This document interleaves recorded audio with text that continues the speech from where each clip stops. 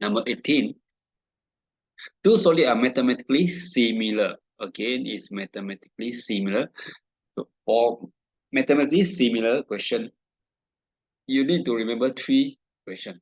First one, K is equal to L1 over L2, and then K square equal to A1 over A2, and K cube equal to V1 over V2. Okay, A is basically the area. So this we use to find the length. This we use to find the area. And this we find the volume. And one more tips, okay?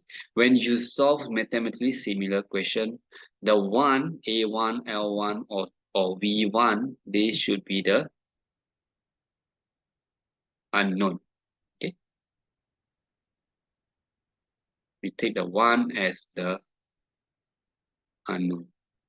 One you want to find. In this case, the question asks for surface area of a larger solid. So the larger is the unknown or is the one. This is your unknown. Okay. So you have volume, two solid volume 81. So this is V1. This is V2. And this is A1. First, write down the formula. So you have K cube equal to, since we have volume, equal to V1 over V2. So K cube equal to V1 is 81.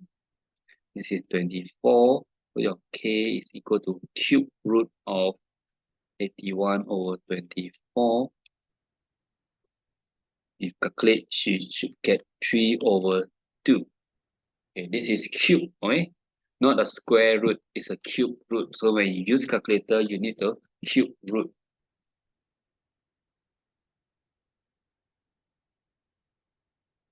If your answer you get 1.837 something, that is square root. You need to cube root. Okay. So from here, we know that K is equal to 3 over 2. So to answer the question, they ask for area. Therefore, we use K square equal to V1 over V2. Okay.